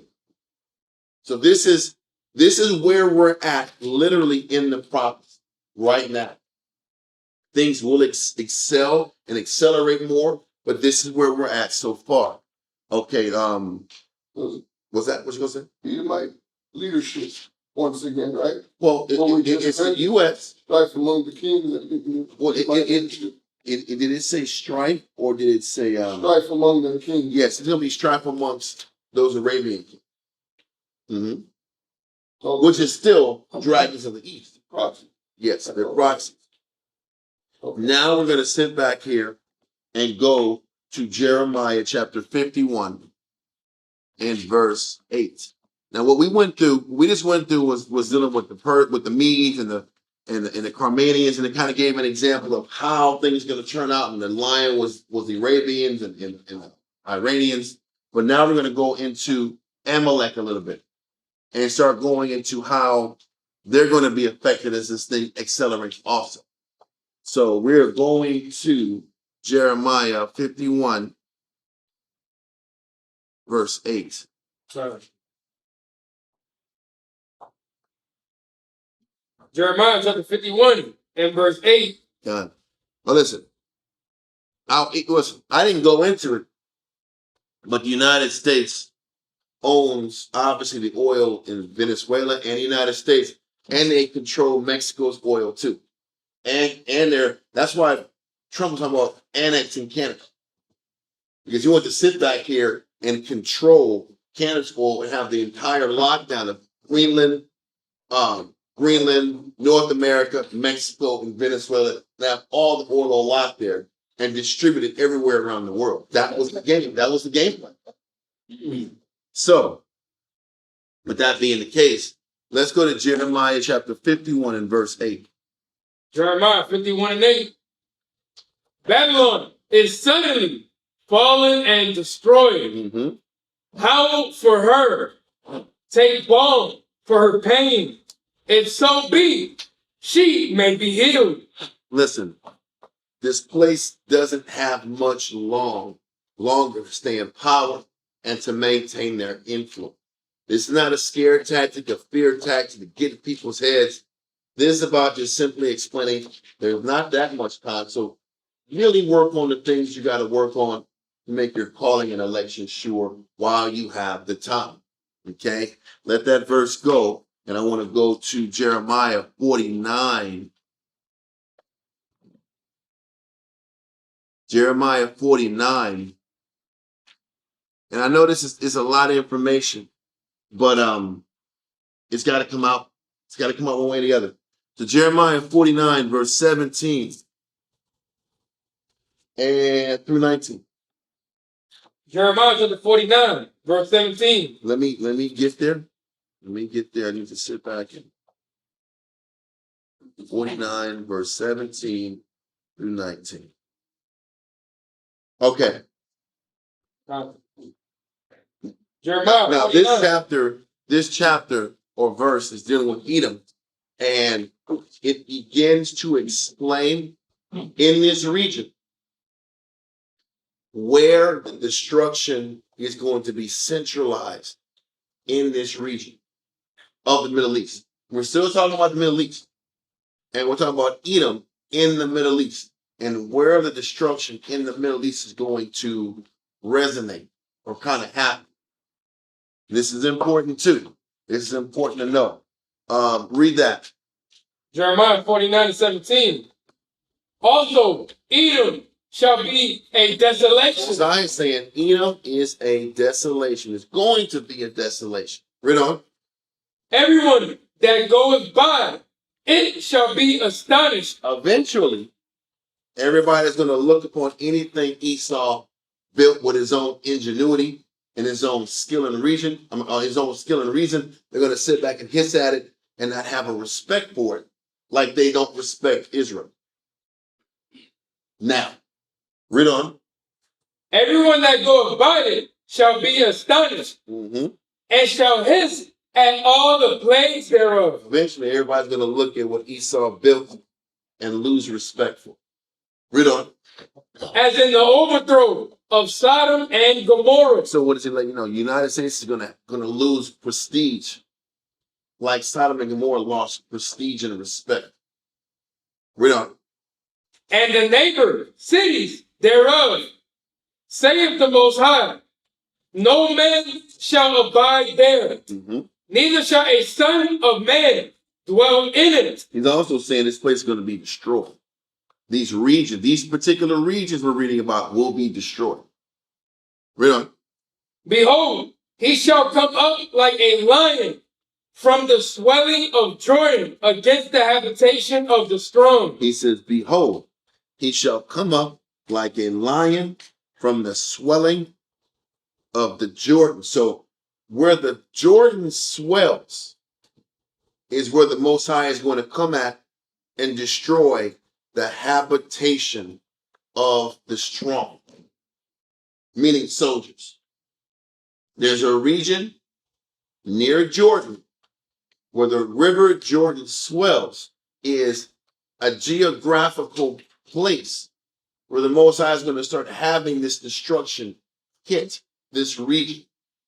Okay, so the next question is this: where the heck can we find where the Jordan swells, the river Jordan swells? Okay, let's first go to Ecclesiastes in the Apocrypha, chapter 24 through 46. Listen, y'all, I know we don't really go over like prophecy and history a lot, but when we do, we want to do it right. We'll go back in the internet and do all that very soon. We do it quite often. I just think it's important that we balance this out. 24 and 26. Ecclesiastes 24 and 26. Ecclesiastes 24:26. He maketh the understanding to abound like Euphrates, and as Jordan in the time of the harvest. So the Jordan swells or abounds during harvest time. That lets you know the time that the Jordan gets over flooded is during the harvest time. This is why we're going to go into it. When Joseph crossed over the Jordan, it was overflowing. And it was at the harvest time also. So we're going to hold this. We'll let that verse go. That verse is just to explain that the Jordan does swell during this particular time of the year. And it was Passover time, or the harvest time. Yeah. So let that go to Joshua chapter 3, verse 11 through 16.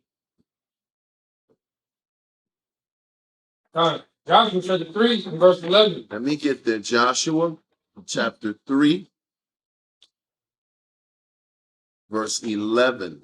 Let's read that, sir. Jeremiah chapter 3 verse 11. We're going to go to verse 16. Joshua. I want Joshua. Read that. Yeah, Joshua chapter 3 and verse 11. Behold, the ark of the covenant of the Lord of all the earth passeth over before you into Jordan. Now therefore, take you 12 men out of the tribes of Israel, out of every tribe a man. And it shall come to pass, as soon as the soles of the feet of the priests that bear the ark of the Lord of all the earth, shall rest in the waters of Jordan, that the waters of Jordan shall be cut off from the waters that come down from above, and they shall stand upon an heap. So they're saying as soon as these priests cross over this water, there's not going to be any water crossing from one side to the other. Read on. And it came to pass, when the people removed from their tents to pass over Jordan, and the priests bearing the ark of the covenant before the people, and as they that bear the ark were come unto Jordan, and the feet of the priests that bear the ark were dipped in the brim of the waters, for Jordan overfloweth all his banks all the time of harvest. So during the time of the harvest, the Jordan River in this area is flooded. Okay, read on. That the waters which came down from above stood and rose up upon an heap very far from the city Adam. So it says the city Adam is where this water rises high every year during the Passover time. Just trying to find that city Adam. It's here. Oh, a little further. Man, you see? I don't know why. It's right here. It's right here. This is the city Adam. You see, right? It's right where the Jordan River is. And he says this region, this is obviously where we crossed over. When we went over during the time of Joshua, we crossed over right past Adam to get through the Jordan to work our way back down to eventually Jericho and conquering all those countries. But this area, Adam, is where the rising of the Jordan is. Why is this important? The Most High said this region is where the Most High is going to start destroying Edom that's in this region. Okay, so it says from Adam down, Rick, where it starts in Adam. Let's find out what present day area of Adam is. Okay, present day Adam is the West Bank.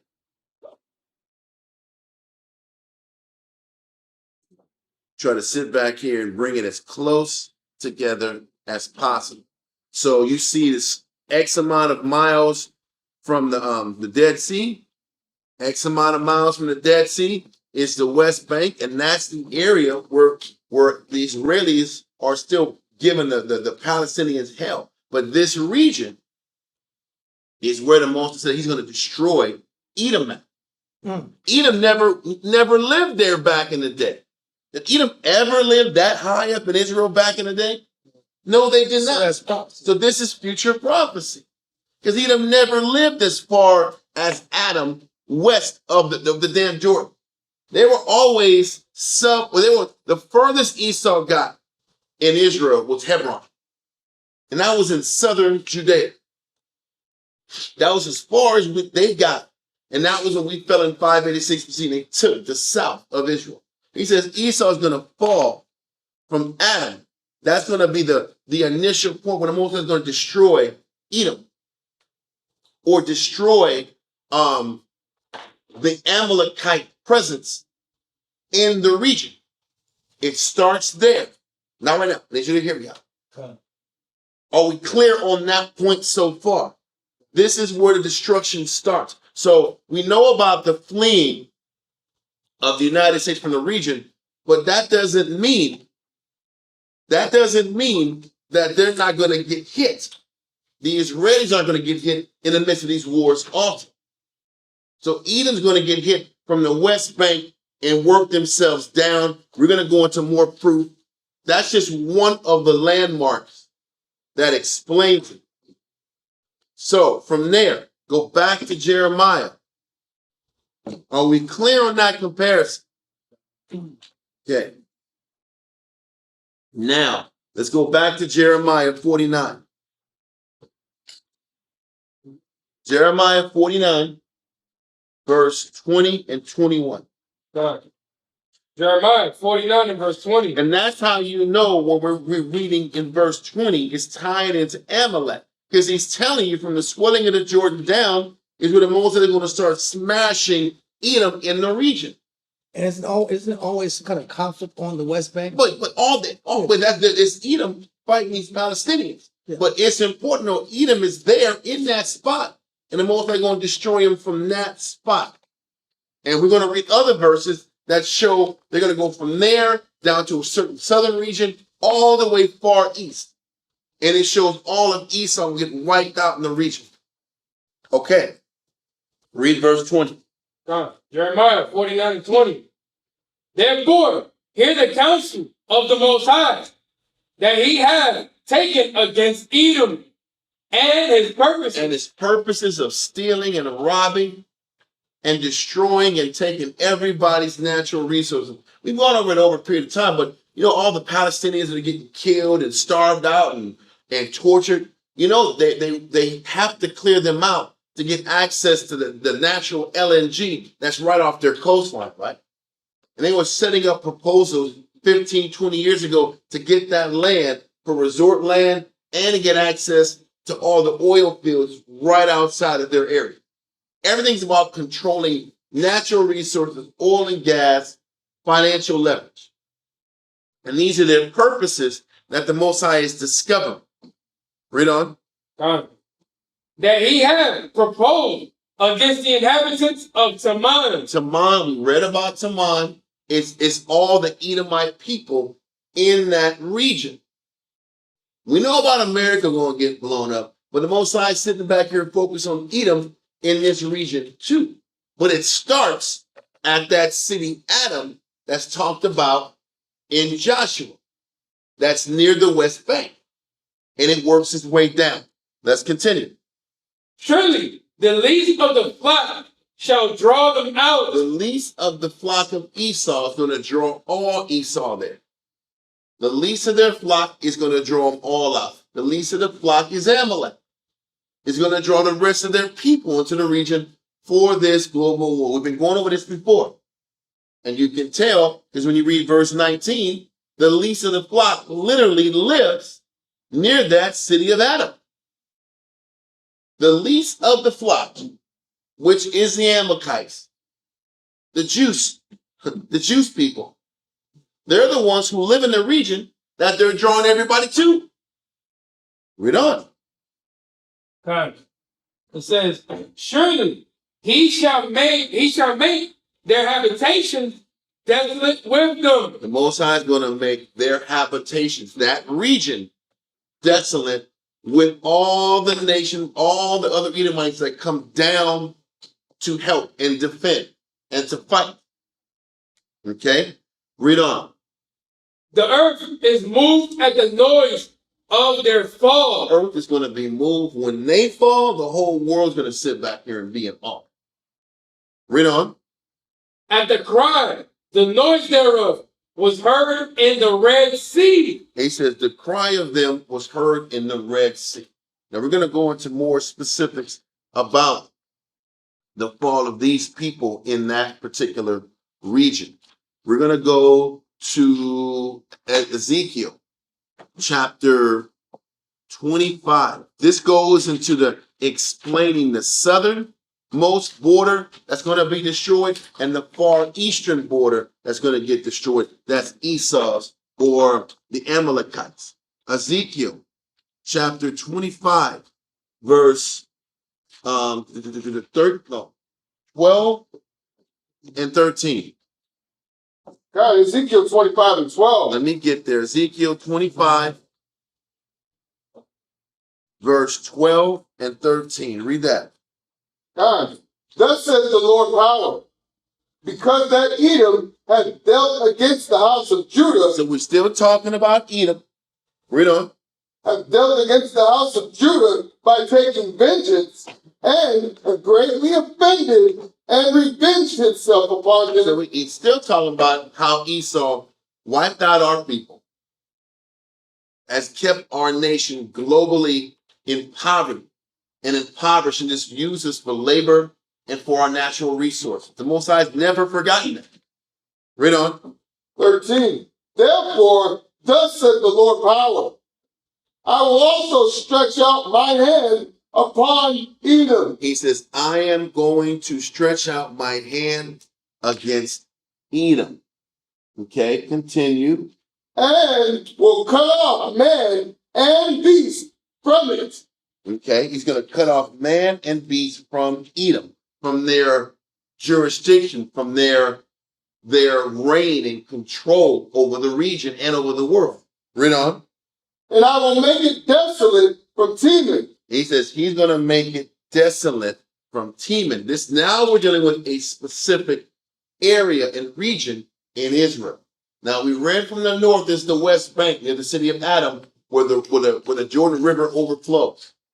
Now we have to sit back here and find out what the other landmark is that is explaining where he's going to destroy Edom at. And I'm just trying to find some of these images, not this one. Okay, we're close. Okay, if you look at this map, it gives you an image of Taman, the literal city Taman of Edom. If you see Taman, it is south of Judah, and it's not. It is an imperfect map because they don't really have the perfect specific direction of where Taman is. But if you can look on this map, Taman is directly south of Judea. Okay, that can be explained very clearly. So Taman is south of Judea, but then also what is south of Judea? Edom. We're looking down here. Right. What is also south of Judea? Edom and more. What's that city in the middle? Basra. What is the city on the next image? Also, What's this one? Demona. Demona. Where is Demona? Demona is like far south of Israel.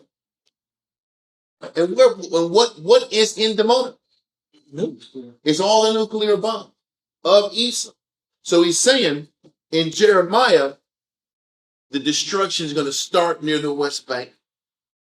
Ezekiel is saying that the destruction is going to start, or an aspect of the destruction is going to be in Taman, which is where? Which is around about where? In Demona, South Israel, because that's where all the nuclear bombs is. This is where Israel was, this is where our people were being thrown into the wastelands of Israel. This is the southernmost part of Israel. Most High allowed us to get removed from the area because Demona is going to be another site where the destruction of the Israelis is going to happen. So it's as far north as the West Bank, as far south as Demona. And that's where the Negev wilderness is, and that's where Taman is. Okay? So read verse 13 again. God, Ezekiel 25:13. Therefore, thus said the Lord power, I will also stretch out mine hand upon Edom and will cut off man and beast from it. He's going to destroy Edom and cut off man and beast. We're still talking about a particular region, though. Read on. And I will make it desolate from He Taman. said he's going to make Edom desolate from Taman, which is the southernmost part of Israel, which is present-day Demona. We read in Jeremiah that the destruction was also going to come from where the Jordan River rises up and floods. That's near the West Bank. That's the northern part of Israel, right? But check this one out. And then he said what? Let me sit back here before we read it. I want to sit back here and provide the other picture. Needed to tie it in. Can you help me find the Genesis 10? It's a Genesis 10 image. Well, this one helps too. Well, I'm right. It's right there. I mean, you know what? It could be right. No, it is. It is. I pulled it up earlier to show it's right here. No, it's see that? It was right in this area. Just happened to find it. It was the map of nation. It was the map of nation. It was the image that had all the nations since Adam. I hate the fact that the timing sucked on that. Not Adam. That was a different city I was looking. And so great. I actually pulled the image earlier. I literally did before you. I think it was before you got here. Give me 1 second, so I gotta pull this. It helps tie things in. Doing all these Thinking, there it is. This is it. Okay, read on. Read that verse again, sir. Verse 13. Therefore, thus saith the Lord power, I will also stretch out my hand upon Edom. So listen, Most High is going to destroy Edom. We read in Jeremiah that he's going to start at the West Bank, which is a more north of Israel. Read on. And will cut off man and beast from it, and I will make it desolate from Tamar. So he says, then he's going to make the Israeli lands desolate from Haman, or Teman is present day Dimona. So really from the northern region of Israel to the southern region of Israel, he's going to destroy that. Read on. And they of Dan shall fall by the sword. They of the Dan shall fall by the sword. When you look at the map of the ancient world, where is the Dan on it? Does anybody know where the Dan is in the ancient world? Right below Persian Gulf. The Dan is UAE. Mm-hmm. And right next to the Dan, or UAE, is Oman, which is neutral. But the UAE is the furthest of all the Saudi Arabian allies of the United States. So what is the Most High saying? Dimona is going to get destroyed. The UAE is going to get destroyed. Bahrain is going to get destroyed. All of the Saudi Arabian proxies are going to get destroyed, along with Israel. And he sits back here and systematically explains how they're all going to get wiped off the board. Northern Israel, Southern Israel, and all the way to the Dan. I'm trying to find the image, the Saudi Arabian image of, I have an image of Saudi Arabia. I'm going to try to just put them both on at the same time so that there's no confusion. I don't know why these images are so horrible. Okay, here's Saudi Arabia. You see Saudi Arabia and UAE is on the far right, and it has that like lip, and it's right in the middle of the Persian Gulf. It has like a lip in the middle of the Persian Gulf. That's the UAE. Okay, now if that's the UAE,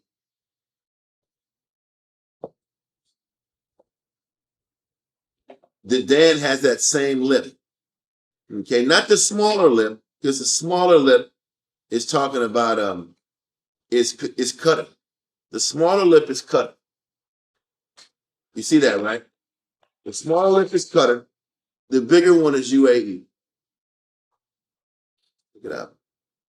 So you see the Dan is riding up, and that UAE is the Dan. Okay?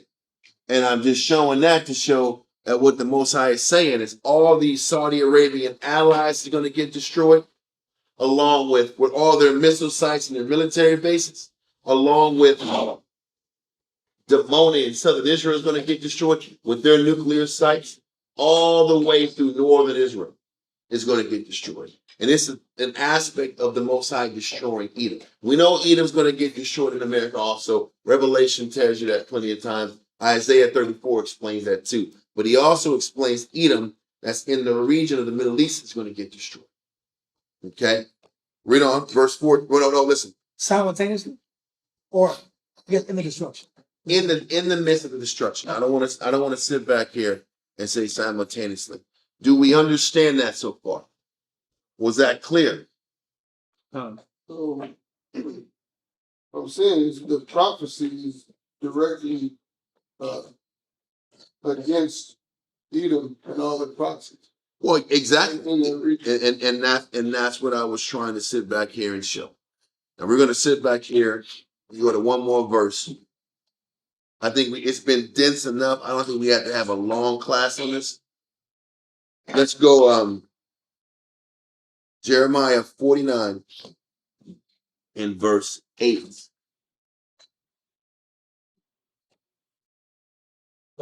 Jeremiah 49 and 49 and 8, yes. Jeremiah chapter 49, verse 8.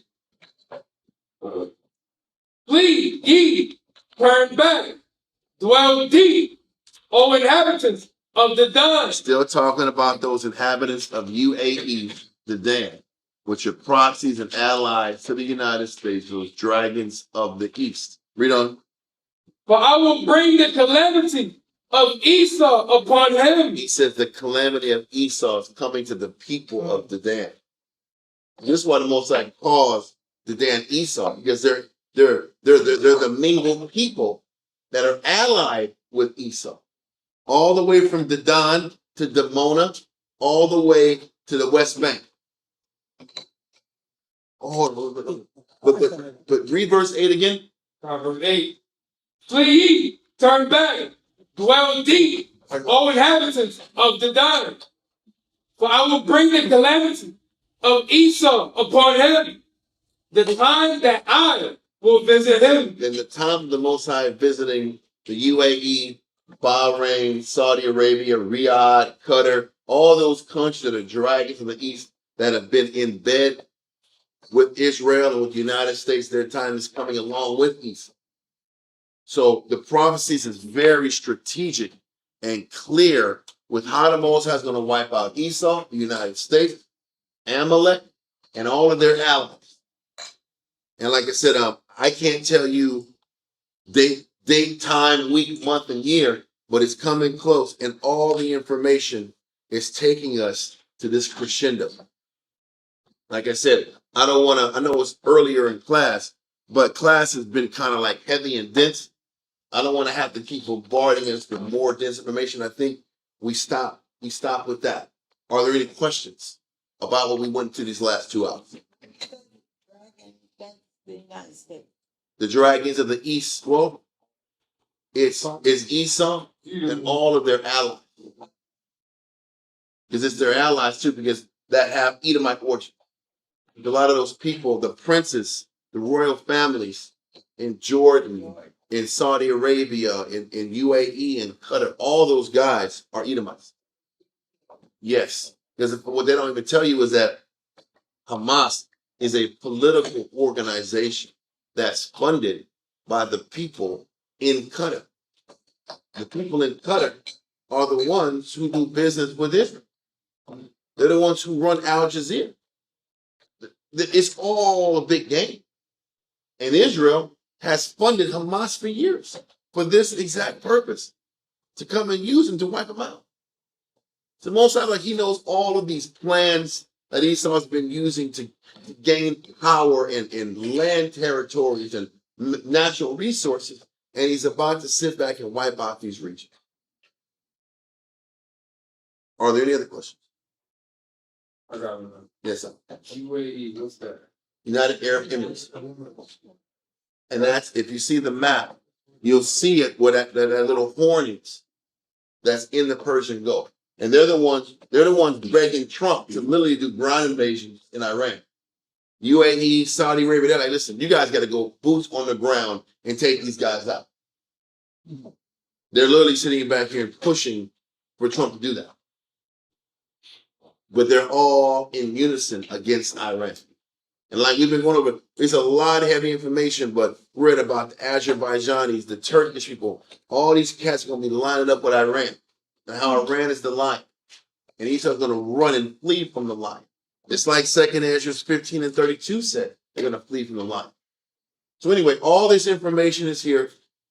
Are there any other questions about what we went through? I was going to ask you, how the virgin races, It's got to be on this topic. You have a question about this topic just now? I think it is. I was going to ask, it's just like Israel, like how does another race go up in there where like the climate is hot or whatever and last so long? I think it's enough. The climate doesn't change a person's nationality. And the people of Israel have only been there since 1948. I'm saying, like, if that temperature is not meant for them to be there, like as far as pigmentation stuff, then how do they last and they try to Like I'm gonna say it again. They've only been there since 1948. How many years is that? 75, 80 years the most? Less than 80 years? That's not gonna change anybody's skin tone. From 1948 to now. 52 plus 26. That's 78 years. That's 78 years, and that's not a real thing. That's a flawed concept. Edom, and even that, Edom's been in there The Greeks were in Egypt. They live in Africa. How about the Greeks in Egypt for over a couple hundred They years? didn't talk. They turned black. They didn't get black either. Romans were in Egypt for When I just thought if it was hot, like it was messed up their skin and burning somehow. They got AC. And that's what, like, They got AC. No, they didn't have sun fellas. Listen, that is one that doesn't pertain to the prophets. Two, Esau has been living in hot climates for many years. For many years. You got white men living in the jungle right now. There's oil there. They'll be okay. Yeah. The sheep, They steal something or build something. they gonna do it. Remember the British from Africa taking all their resources too? They might be made. They'll be all. They'll be all right. Listen, are there any other questions? All right, ladies and gentlemen, tuning in. See y'all on Friday with Dahlia's class. Y'all take care.